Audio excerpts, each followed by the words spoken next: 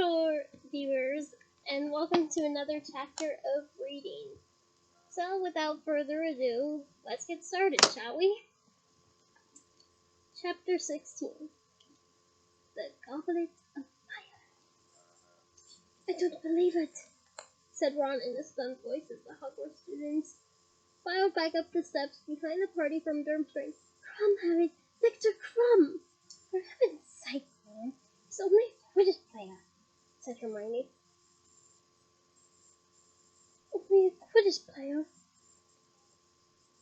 Ron said, looking at her as though he couldn't believe his ears. Hermione, he's one of the best seekers in the world. I had no idea he was still at school. As they recrossed the entrance hall with the rest of the Hogwarts students heading for the Great Hall, Harry saw Wee Jordan jumping up and down on the soles of his feet to get a better look at the back of Crumb's head. Several six-year girls were frantically searching their pockets as they walked.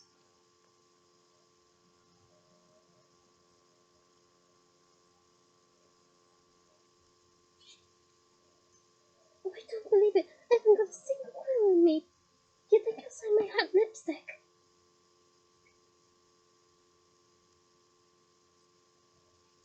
Really?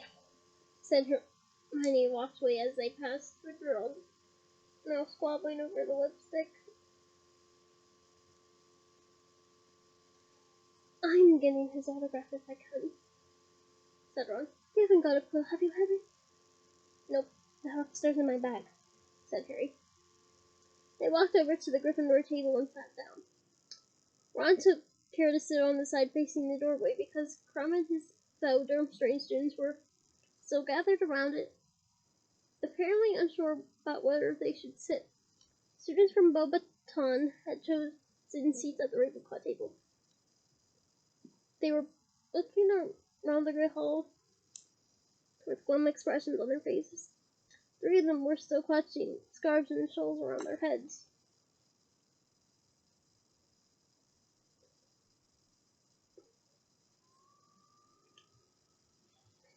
It's not that cold, said Hermione defensively. Why didn't they bring cloaks?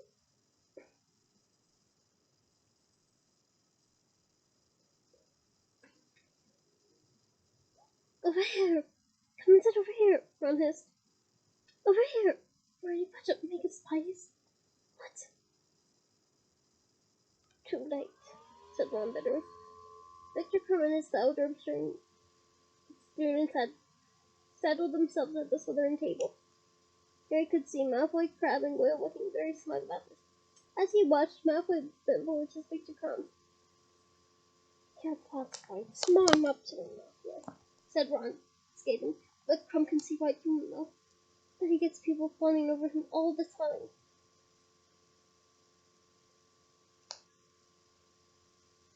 Where do you reckon they're going to sleep? We could offer him a space in our dormitory, Harry. I wouldn't mind giving him my bed. He could sleep on a camp bed.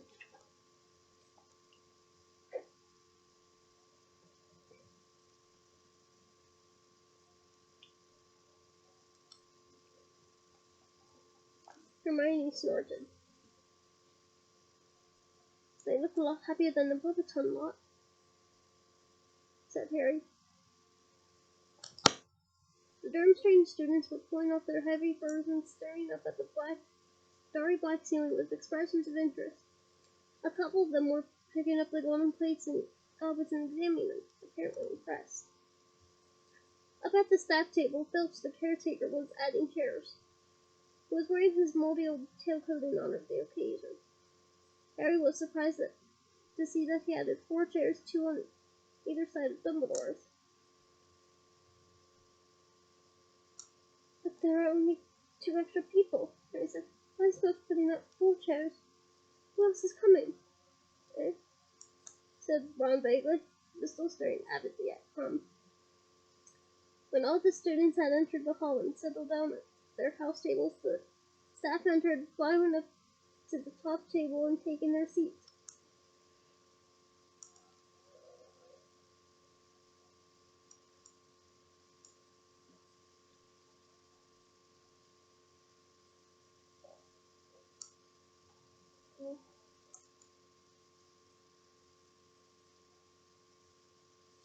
Last in line were Professor Dumbledore, Professor Karkaroff, and Madame Maxine. When their headmistress appeared, the pupils from Beauxbaton leapt to their feet. A few of the Hogwarts students laughed. The Beauxbaton appeared quite unembarrassed, however, and did not resume their seats until Madame Maxine had sat down on Dumbledore's left-hand side. Dumbledore remained standing, and a silence fell over the great hall. "Good evening, ladies and gentlemen, ghosts, and most precious guests," said Dumbledore, beaming around at the foreign students. "I have great pleasure in welcoming you all to Hogwarts. I hope and trust that your stay here will both be comfortable and enjoyable." One of the Beauxbaton girls was still clutching a muffler around her head and gave what was unmistakably a derisive laugh. "No one's making you stay," Hermione whispered, bristling at her. "The tournament will be officially opened at the end of the feast," said Dumbledore. "I now invite you to eat, drink, and make yourselves at home." He sat down, and Harry saw Karkaroff lean forward at once and engaged in the conversation. The plate in front of them filled with food as usual. The house elves in the kitchen seemed to have pulled out all the stops. There was a greater variety of dishes in front of them than Harry had ever seen, including several that were definitely foreign. "What's that?" said Ron, pointing at a large dish of some sort of shellfish stew that stood beside a large steak and kidney pudding. "What are they?" said Hermione. "Let's see," said Ron. "It's French," said Hermione. "I had it on holiday summer before last. It's very nice." And fun little tidbit, Emma Watson, Hermione's voice actress, was actually born in Paris, France. "I'll take your word for it," said Ron, helping himself to black pudding. "Yeah, I'll take Hermione's word for it too, because I'm not a fish person unless it's tuna or salmon." No offense to those who do enjoy it, but it's just not my figurative cup of tea. The Great Hall seemed somehow much more crowded than usual. Oof. That's not going to bode well for nothing. ASD. Even though there were barely 20 additional students there. Perhaps it was because their differently colored uniforms stood out so clearly against the black of the Hogwarts robes. Now that they had removed their furs, the Durmstrang students were revealed to be wearing robes of a deep blood red. I prefer crimson, honestly. Hagrid slided into the hall through the door behind the staff table 20 minutes after the start of the feast. He slid into his seat at the end and waved at Harry, Ron, and Hermione with a heavily bandaged hand. "Scoot's doing all right, Harry." "Scoot's doing all right, Hagrid," Harry called. "Driving," Hagrid called back happily. "Yeah, I'll bet they are," said Ron finally.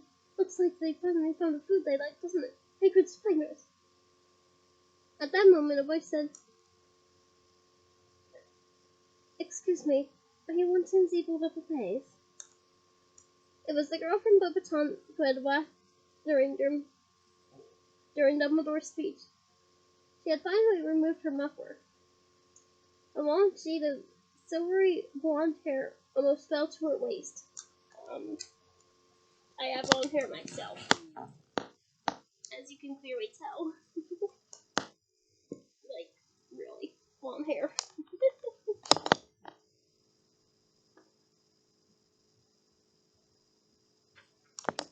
She had large, deep blue eyes and very white, even teeth.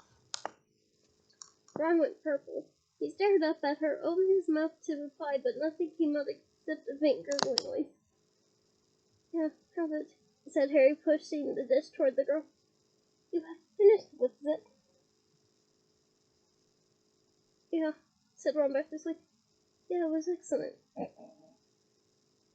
The girl picked up the dish and carried it carefully off to the Ravenclaw table. Ron was still goggling at the girl as though he had never seen one before. Harry started to laugh. The sound seemed to jog Ron back to his senses. "She's a Vila," he said hoarsely to Harry. "Of course she isn't," said Hermione tartly. "I don't see anyone escaping out her like an idiot." But she wasn't entirely right about that. As the girl crossed the hall, many boys' heads turned, and some of them seemed to have become temporarily speechless, just like Ron. "I'm telling you, that's not a normal girl," said Ron, leaning sideways so he could keep a clear view of her. "They don't make them like that at Hogwarts."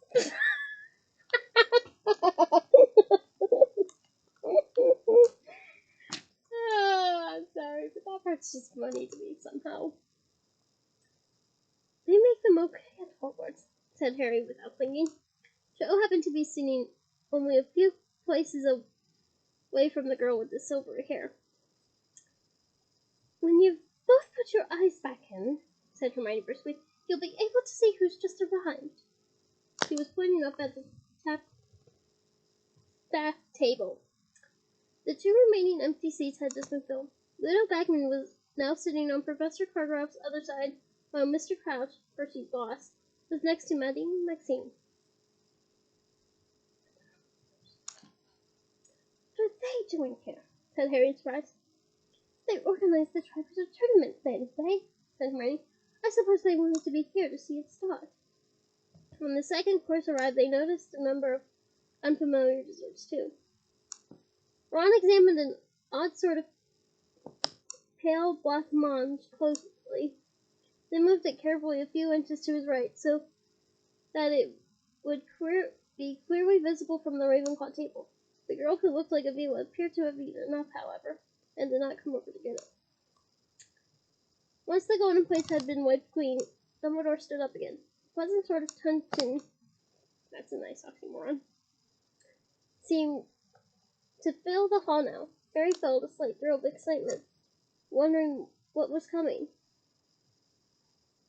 Several seats down from them, Fred and George were leaning forward, staring at Dumbledore with great concentration.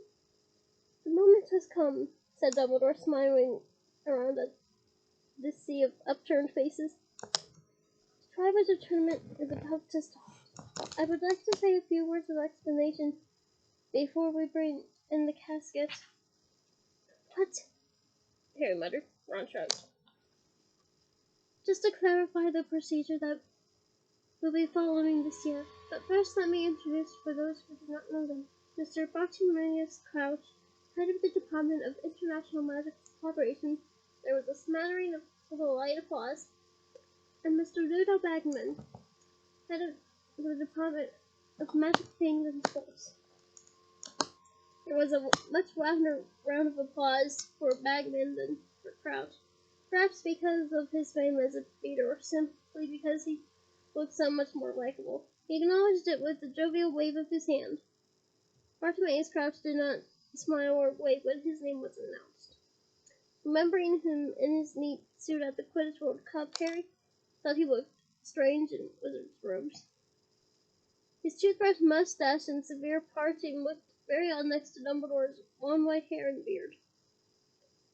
Mr. Bagman and Mr. Crouch have worked tirelessly over the last 2 months on the arrangements for the Triwizard Tournament," Dumbledore continued, "and they will be joining myself, Professor Karloff, and Madame Maxine on the panel that will judge the champions' efforts." At the mention of the word champions, the attentiveness of the listening students seemed to sharpen. Perhaps Dumbledore had noticed their sudden stillness, for he smiled and said, "The casket, then, if you please, Mr. Crouch." Phil, too, had been working unnoticed in the far corner of the hall.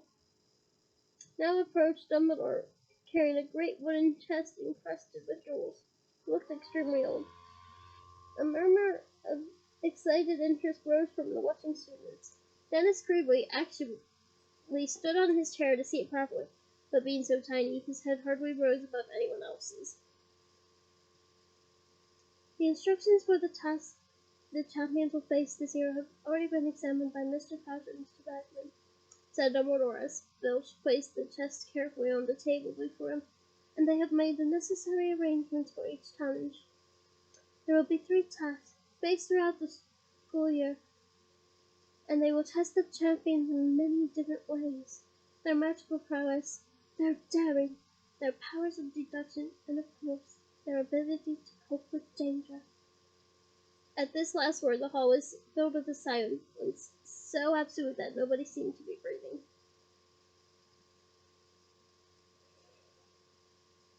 As you know, 3 champions compete in the tournament, Dumbledore went on calmly, 1 from each participating school.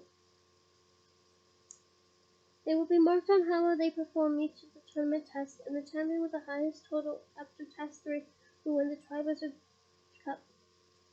The champions will be chosen by an impartial selector, the Goblet of Fire.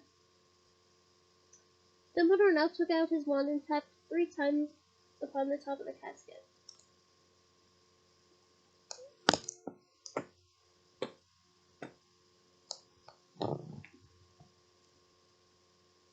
The wood creaked slowly open.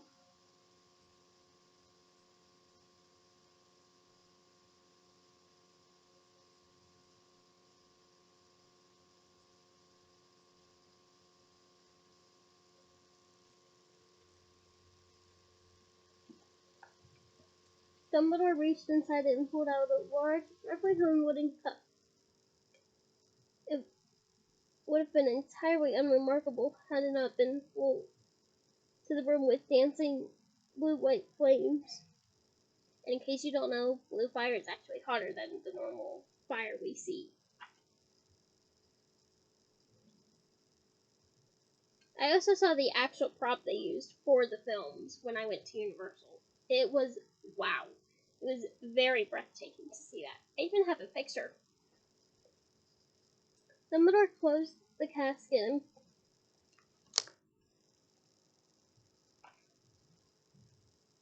and placed the goblet carefully on top of it, where it would be clearly visible to everyone in the hall. Anybody wishing to submit themselves as champion must write their name in school clearly upon a slip of parchment and drop it into the goblet, said Dumbledore. Aspiring champions have 24 hours in which to put their names forward. Tomorrow night's Halloween, the goblet will return the names of the 3 it has judged most worthy to represent their schools. The goblet will be placed in the entrance hall tonight, where it will be freely accessible to all of those wishing to compete. To ensure that no underage student yields to temptation, said Dumbledore, I will be drawing an age line around the Goblet of Fire once it has been placed in the entrance hall. Nobody under the age of 17 will be able to cross the line. Finally, I wish to impress upon any of you wishing to compete that this tournament is not to be entered into lightly. Once a champion has been selected by the Goblet of Fire, he or she is obliged to see the tournament through to the end. The placing of your name into the goblet constitutes a binding magical contract. I'd like to learn more about that contract, J.K. Rowling. There can be no change of heart once you have become a champion. Please be very sure, therefore, that you are wholeheartedly prepared to play before you drop your name into the goblet. Now I think it is time for bed. Good night to you all. An age line, said Fred Weasley, his eyes glinting as they all made their way across the hall to the doors into the entrance hall. That should be followed by an aging potion, shouldn't it? And once your name is in the goblet, you're laughing. It can't tell if you're 17 or not. But I don't think anyone under 17 will stand a chance, said Hermione. You just haven't learned enough. Speak for yourself, said George. You'll try to get in, won't you, Harry? Harry thought briefly of Dumbledore's insistence that nobody under 17 should submit their name. But then a wonderful picture of himself winning the Triwizard Tournament filled his mind again. He wondered how angry Dumbledore would be if someone younger than 17 did find a way to get over the age line.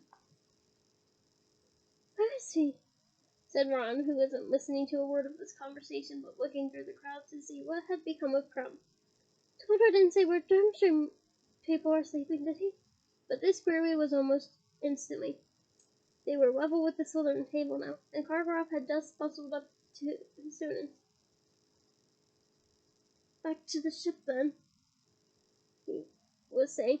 Victor, how are you feeling? Did you wake up? Should I send for some mulled wine from the kitchen? Harry saw Crumb shake his head as he pulled his furs back on.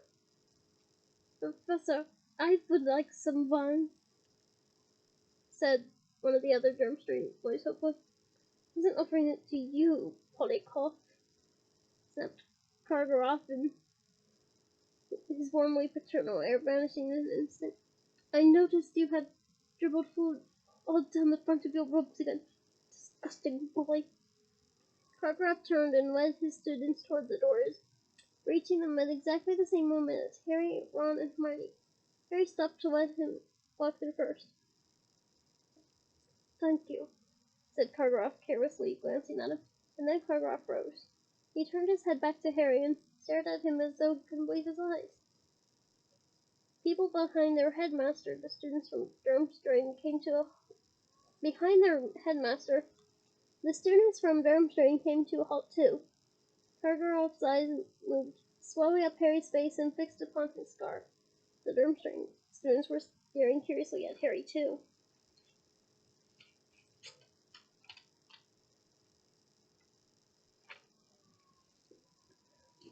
Out of the corner of his eye, Harry saw comprehension dawn on a few of their faces. The boy with food all down his front nudged the girl next to him and pointed openly at Harry's forehead. Yeah, that's Harry Potter, said a growling voice from behind them. Professor Karkaroff spun around. Mad-Eye Moody was standing there, leaning heavily on his staff, his magical eye glaring unblinkingly at the Durmstrang headmaster. The color drained from Karkaroff's face as Harry watched. A terrible look of mingled fear and fear came over him. Phew, he said, staring at Moody as though unsure he was really seeing him. Moody, said Moody grimly, and unless you've got anything to say to Potter, Karkaroff, you might want to move. You're blocking the doorway. It was true. Half the students in the hall were now waiting behind them, looking over another's shoulders to see what was causing the holdup. Without another word, Professor Karkaroff swept his students away from him. Moody watched him until he was out of sight, his magical eye fixed upon his back, a look of intense dislike upon his mutilated face.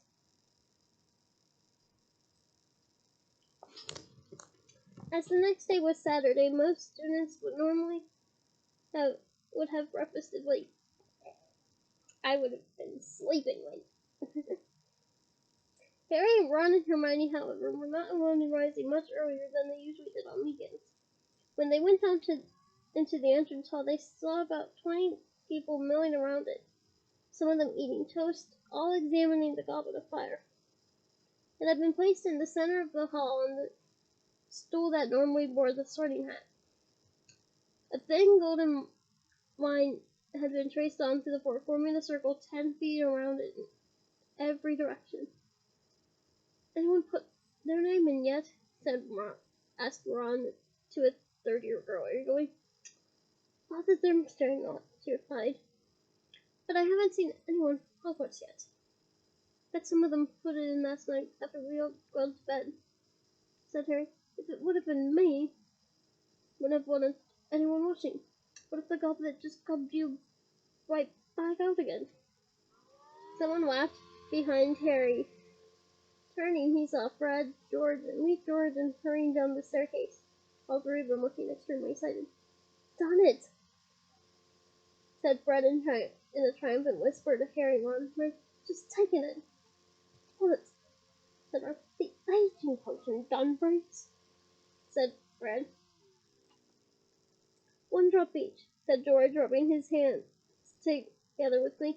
We only need to be a few months older. We're going to split the 1,000 galleons between the three of us if one of us wins, said Lee, grinning broadly. I'm not sure this is going to work, said Hermione warningly. I'm sure Dumbledore will have thoughts of this. Fred, George, and Lee ignored her. Ready? Said Fred to the other two, quivering with excitement. Come on then, I'll go first. Harry watched, fascinated, as Fred pulled a slip of parchment out of his pocket bearing the words, Fred Weasley, Hogwarts. Fred walked up to the edge of the line and stood there, looking on his toes like a diver preparing for a 50-foot drop. Then, with the eyes of every person in the entrance hall upon him, he took a great breath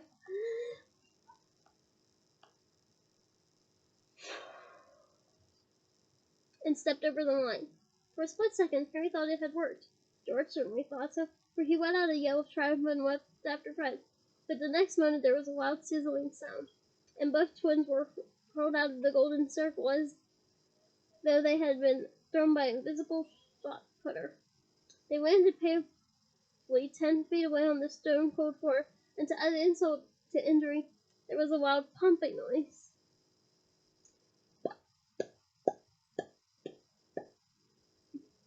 And both of them sprouted identical long white ears.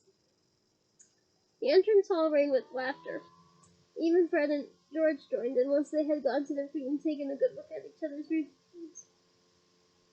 "I do warn you," said a deep, amused voice, and everyone turned to see Professor Dumbledore coming out of the great hall. He surveyed Fred and George, his eyes twinkling. "I suggest you both go up to Madame Comfort.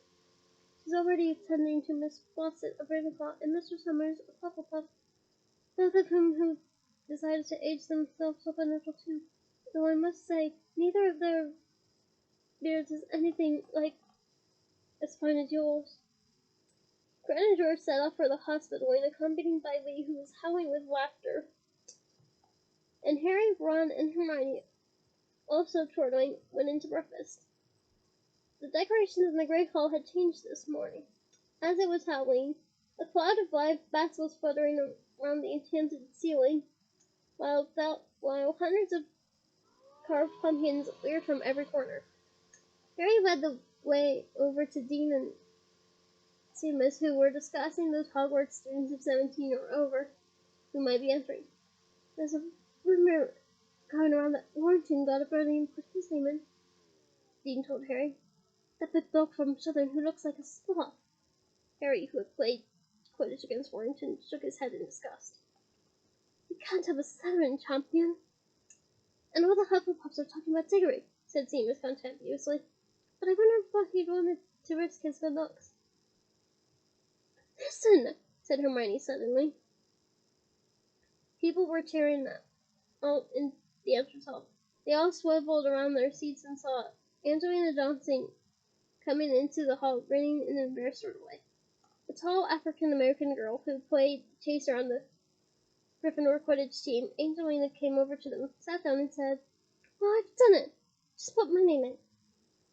"You're kidding," said Ron, looking impressed. "Are you 17 then?" asked Harry. "Of course she is. Can't see a beard, can you?" said Ron. "I had my birthday last week," said Angelina. "Well, I'm glad someone from Gryffindor's entering," said Hermione. "I really hope you get it, Angelina." "Thanks, Hermione," said Angelina, smiling at her. "Yeah, better you than Pretty Boy Diggory," said Seamus, causing several pups passing their table to scowl heavily at him. "What are we going to do today, then?" Ron asked Harry and Hermione when they had finished breakfast and were leaving the Great Hall. "We haven't been down to visit Hagrid yet," said Harry. "Okay," said Ron, "just as soon as he doesn't ask us to donate a few fingers to his cruise." A look of great excitement suddenly dawned on Hermione's face. "I just realized. I haven't asked Hagrid to join SPEW yet," she said bravely. "Wait for me, will you? While I nip upstairs and get the badges?" "What is with her?" said Ron, exasperated as Hermione ran away up the marble staircase. "Hey, Ron," said Harry suddenly. "It's your friend." The students from Beauxbaton were coming through the front doors from the grounds, among them the Diva girl. Those gathered around the Goblet of Fire stood back to let them pass, watching eagerly. Madame Maxine entered the hall behind her students and organized them into a line. One by one, the Beauxbaton students stepped across the age line and dropped their slips of parchment into the blue-white flames. As each name entered the fire, it turned briefly red and emitted sparks. "What do you reckon will happen to the ones who aren't chosen?" Ron muttered to Harry as the Violet girl dropped her parchment into the Goblet of Fire. "Reckon they'll go back to school or hang around to watch the tournament?" Don't know, said Harry. In around, I suppose. Madame Maxine's staying to judge, isn't she? When all the Beauxbatons students had submitted their names, Madame Maxine led them back out of the hall and onto the grounds again. "Where are they sleeping, then?" said Ron, moving toward the front doors and staring after them. A loud wandering noise behind them announced Hermione's reappearance with the box of SPEW badges.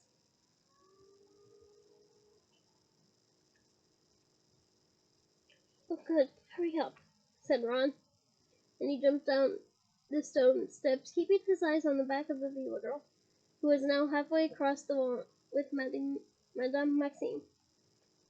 As they neared Hagrid's cabin on the edge of the Forbidden Forest, the mystery of the Beauxbaton sleeping quarters was solved. The gigantic powder blue carriage in which they had arrived had been parked 200 yards from Hagrid's front door, and the students were climbing back inside it. The elephantine flying horses that pulled the carriage were now grazing in the makeshift paddock alongside it. Harry knocked on Hagrid's door, and Fane's booming barks answered instantly. "Ruff, ruff, ruff!" "About time," said Hagrid when he flung open the door. "Thought you'd forgotten where I live." "We've been really busy," Hermione started to say, but then she stopped dead, looking up at Hagrid, apparently lost for words. Hagrid was wearing his best and very horrible Harry Brown suit, plus a checkered yellow and orange tie. Oh, no, no, no, no, no, no, no, no, no. That's not working for me. This wasn't the worst of it, though, as he had evidently tried to tame his hair using large quantities of what appeared axle grease, was now split down into 2 punches. Perhaps he had tried to tie it in a ponytail like Bill's, but found he had too much hair. The look didn't really suit Hagrid at all. "Nope, it doesn't suit me either. It doesn't suit me either. You need my fashion advice, Hagrid. ASAP." For a moment Hermione goggled at him, then, obviously deciding not to comment, she said, where are the Scroots?" "Out by the pumpkin patch," said Hagrid happily. "They're getting massive. Must be nearly 3 foot long now. Only trouble is, they started ending each other." "Oh no, really?" said Hermione, shooting a repulsive look at Ron, who, staring at Hagrid's odd hairstyle, had just opened his mouth to say something about it. "Yeah," said Hagrid sadly. "It's okay, though. I got them in separate boxes now. Still got about 20. "But that's lucky," said Ron. Hagrid missed the sarcasm. Hagrid's cabin comprised of a single room, in one corner of which was a gigantic bed covered in a patchwork quilt. A similarly enormous wooden table and chairs stood in front of the fire beneath the quantity of cured hams and dead birds hanging from the ceiling. They sat down at the table while Hagrid started to make tea. Wonder what kind of tea? Black, Earl Grey, chamomile, royal breakfast? Oh, the possibilities are endless! And we're soon immersed in yet more discussion of the Triwizard Tournament. Hagrid seemed quite as excited about it as they were. "You wait," he said, grinning. "You just wait. You're going to see some stuff you've never seen before. First task, but I'm not allowed to say." "Go on, Hagrid," said Harry. Harry, Ron, and Hermione urged him, but he just shook his head, grinning. "I don't want to spoil it for you," said Hagrid, "but it's gonna be spectacular. I'll tell you that. The champions are gonna have their work cut out. Never thought I'd live to see the Triwizard Tournament played again." They ended up having lunch with Hagrid because, though they didn't eat much, Hagrid had made what he said was a beef casserole, but after Hermione unearthed the large talent in hers, ugh, that'll be a big turn off for sure. She, Harry, and Ron lost their appetites. However, they enjoyed themselves trying to make Hagrid tell them what the task in the tournament was going what the tasks in the tournament were going to be, speculating which of the entrants were likely to be selected as champions, and wondering whether Fred and George were beardless yet. A light rain had started to fall by mid-afternoon. It was very cozy sitting by the fire, listening to the gentler patter of the raindrops on the window, watching Hagrid fixing his socks and arguing with Hermione about house elves, where he flatly refused to join SPEW when she showed him her badges. "It'd be doing him an unkindness, Hermione," he said gravely, threading a massive bone needle with thick yellow yarn. "It's in our nature to look after humans and what they like, see? You'd be making them unhappy to take away their work, and insulting them if you tried to pay them." "But Harry said Dobby free, and he was over the moon about it," said Hermione. "And we heard he's asking for wages now." "Yeah, well, you get weirdos in every breed. Not saying that isn't the old elf who'd take freedom, but you'll never persuade most of them to do it." "No, nothing doing, Hermione." Hermione looked very cross indeed and stuffed her box of badges back into her coat pocket. By 5:30, not quite over here. Almost, though. It was growing dark, and Ron, Harry, and Hermione decided it was time to get back up to the castle for the Halloween feast, and more important, the announcement of the school champions.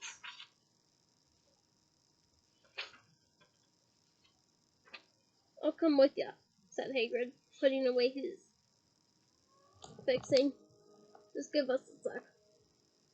Hagrid got up, went across to the chest of drawers beside his bed, and began searching for something inside it. He didn't pay too much attention until a truly horrible smell reached their nostrils. "Coughing," Rod said.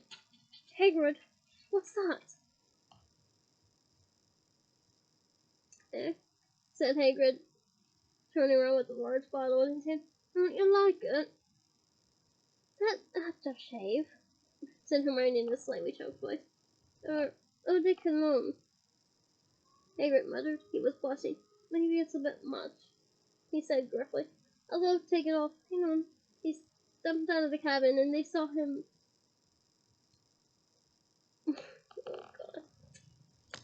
washing himself vigorously in the water barrel outside the window. Good thing he had his clothes on. "Eau de Cologne," said Hermione in amazement. "Hagrid!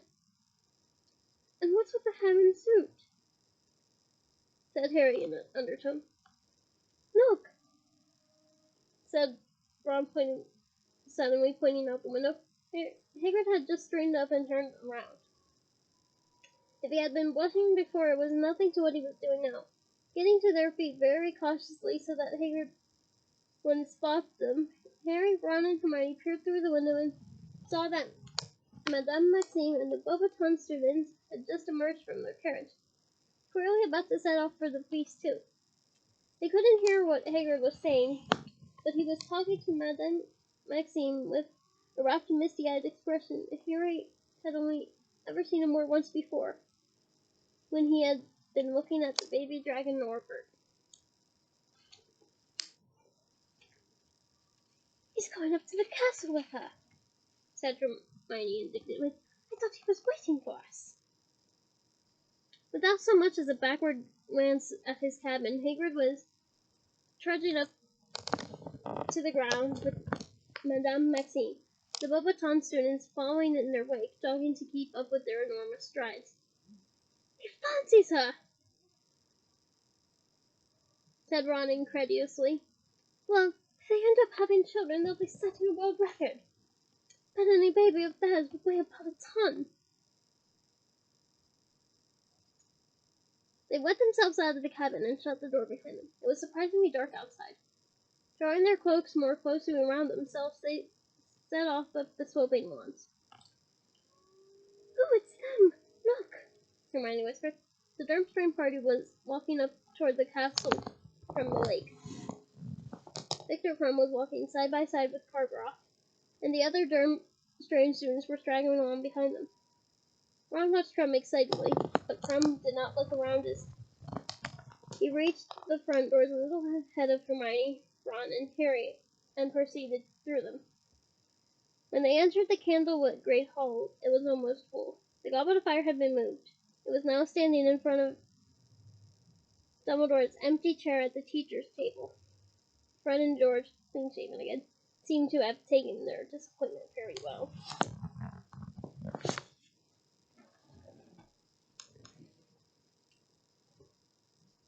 Hope it's Angelina, said Fred as Harry, Ron, and Hermione sat down.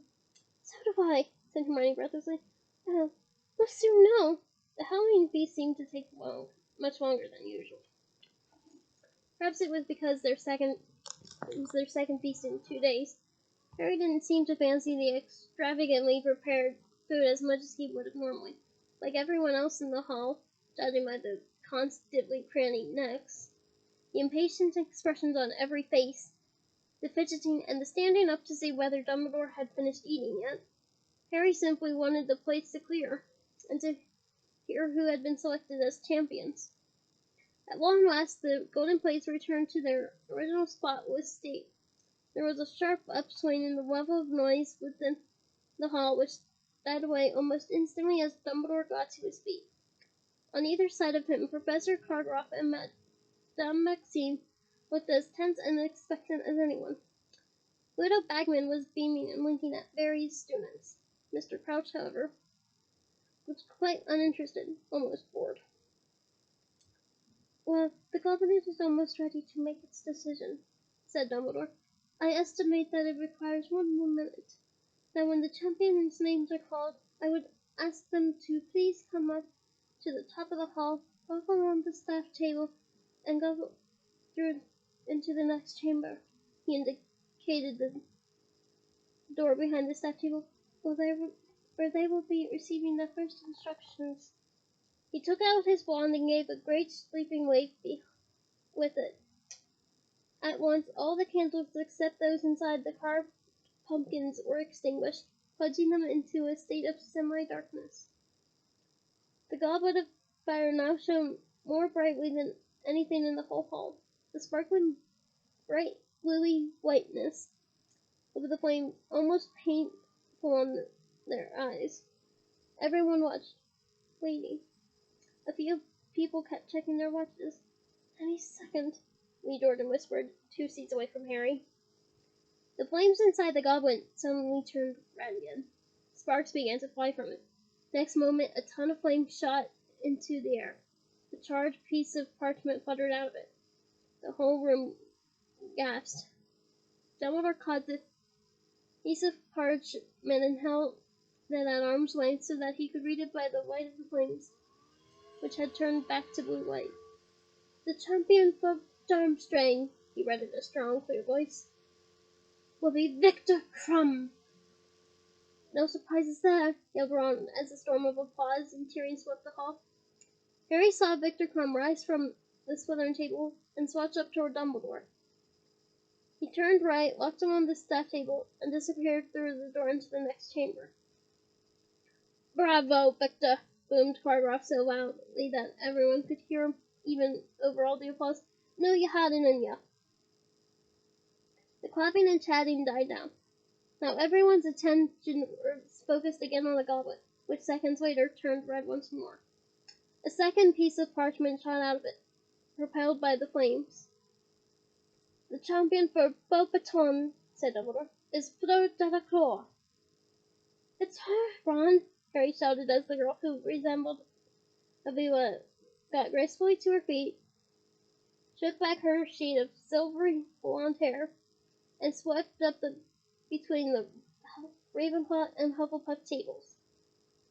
Look, they're all disappointed, Hermione said over the noise, nodding toward the remainder of the Beauxbaton party.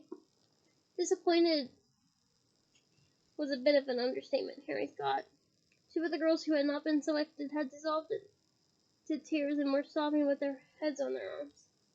When Fleur Delacour two had vanished into the side chamber. Silence fell again. But this time it was a silence so stiff with excitement you could almost taste it. The Hogwarts champion next. The Goblet of Fire turned once more again. Sparks showered out of it. A ton of flame shot high into the air. And from its tip, Dumbledore pulled the third piece of parchment.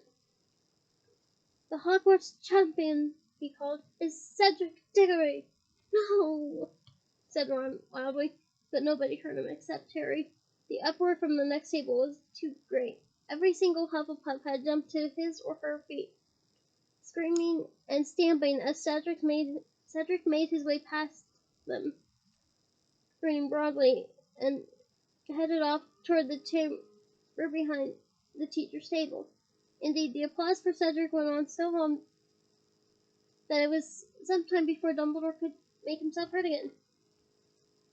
Excellent, Dumbledore called happily, as at the last tumult died down. Well, we now have our three champions. I am sure I can count upon you, including the remaining students from Beauxbaton and Durmstrang, to give your champions every ounce of support you can muster. By cheering your champion on, you will contribute in a very real... But Dumbledore suddenly stopped speaking, and it was apparent to everybody what had distracted him. The fire in the goblet had just turned red again. Sparks were flying out of it. A long flame shot suddenly into the air, and borne upon it was another piece of parchment. Automatically, it seemed, Dumbledore reached out a long hand and seized the parchment. He held it out and stared at the name written upon it. There was a long pause.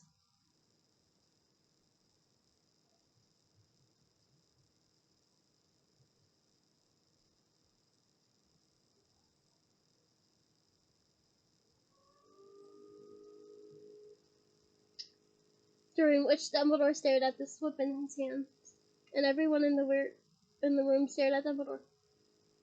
And then Dumbledore cleared his throat and read out, Harry Potter. And that is the end of this chapter. I hope you enjoyed it, and join me for next week, Chapter 17, The Four Champions. Until then, bye!